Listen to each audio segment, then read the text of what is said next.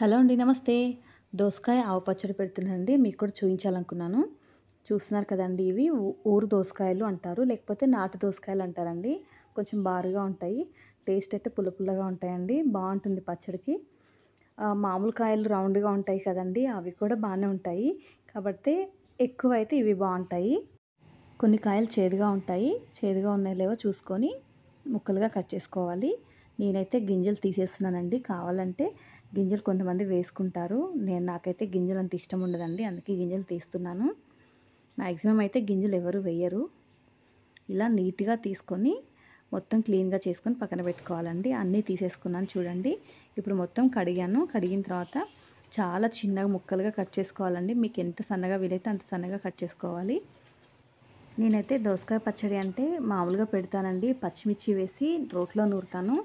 నాకు ఈ పచ్చడి తెలియదండి, మా ఫ్రెండ్ నేర్పించింది నాకు.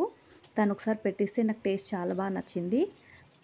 ఒకసారి ట్రై చేశాను, చాలా బాగా అనిపించిందండి. అందుకే మీకు కూడా చూపించాలనుకున్నాను. నేను పచ్చిమిర్చితో చేస్తాను చెప్పాను కదండి, దాన్ని కూడా నేను వీడియో పెట్టానండి, నా ఛానల్లో ఉంది. మీకు కావాలనుకునే వాళ్ళు చెక్ చేయండి. ఒక్కో ఊర్లో ఒక్కో రకంగా పెడతారండి. ఇలాగే అన్నీ కట్ చేసుకొని పక్కన పెట్టుకోవాలి. ఈ ముక్కలన్నీ ఒక ప్లేట్లోకి తీసుకున్నాను. దాంట్లో కొద్దిగా పసుపు వేసుకోవాలి. 1/2 స్పూన్ వేసాను. ఆవపిండి 2 స్పూన్లు వేసానండి. మీరు క్వాంటిటీని బట్టి చూసి వేసుకోండి. 2 స్పూన్లు పెద్ద స్పూన్తో వేసుకున్నాను. ఉప్పు కూడా సరిపడినంత వేసుకోండి. ఇప్పుడు ఇది మొత్తం ముక్కలకి బాగా పట్టించాలి. ఇలా పట్టించి మనం ఊరబెట్టాలండి ముక్కల్ని. ఊరబెడితే ఆ ఉప్పు అనేది మంచిగా ముక్కలకి పడుతుంది. 1 గంట 2 గంటలు పక్కన పెట్టుకోవాలి. తర్వాత చూడండి, మనం గింజలు వేస్తే వాటర్ వస్తాయండి. గింజలు వేయలే కదా, అందుకనే వాటర్ ఏం రాలేదు. మంచిగా ముక్కలకు పట్టింది. ఇలా మళ్ళొకసారి బాగా కలుపుకోవాలి.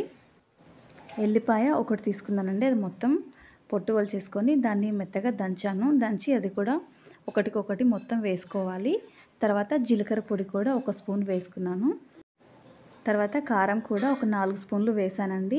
మీరు మీ కారాన్ని బట్టి ఎంత కావాలో అంత వేసుకోండి, తినేదాన్ని బట్టి. ఇవన్నీ ముక్కలకు పట్టే వరకు బాగా కలుపుకోవాలి. అప్పటికప్పుడు చాలా ఫాస్ట్గా అయిపోతుందండి. మన ఇంటికి ఎవరైనా చుట్టాలు వచ్చినా సరే, ఇంకా పెళ్ళిళ్ళకి, ఫంక్షన్స్కి, దేనికైనా సరే చాలా ఈజీగా చేసుకోవచ్చు. ఫాస్ట్గా అయిపోతుంది కూడా, మనకు రోల్తో కూడా అవసరం లేదు ఈ పచ్చడికి. తర్వాత స్టవ్ మీద కడాయి పెట్టుకున్నాను. దాంట్లో 3 గంటలు ఆయిల్ వేసానండి. తాలింపు గింజలు కొంచెం ఎక్కువగా ఉంటేనే బాగుంటుంది. జీలకర్ర, ఆవాలు, మినపప్పు, శనగపప్పు ఇవన్నీ వేసుకొని ఎండుమిర్చి కూడా వేసాను. వీటిని అన్నిటినీ ఎర్రగా వేయించుకోవాలి. టేస్ట్ బాగుంటుంది. దీంట్లో ఇంకా సగం వెల్లుల్లి ముద్ద ఉంది కదండి, దాన్ని కూడా వేసుకొని ఇది కూడా కొంచెం ఎర్రగా వేయించుకోవాలి. తర్వాత కొద్దిగా కరివేపాకు వేస్తున్నాను.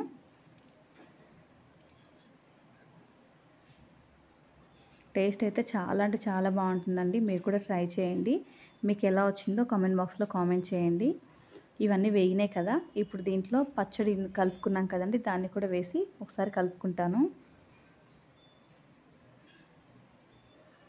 ఈ వీడియో మీకు నచ్చినట్లయితే మీ ఫ్రెండ్స్కి, ఫ్యామిలీ మెంబర్స్కి షేర్ చేయండి. ప్లీజ్ లైక్ చేయడం మాత్రం మర్చిపోవద్దండి. ఈ పచ్చడి వేడి అన్నంలో చాలా అంటే చాలా బాగుంటుందండి. సూపర్గా ఉంటుంది. మీరు కూడా ఒకసారి కంపల్సరీ ట్రై చేయండి. Thank you for watching.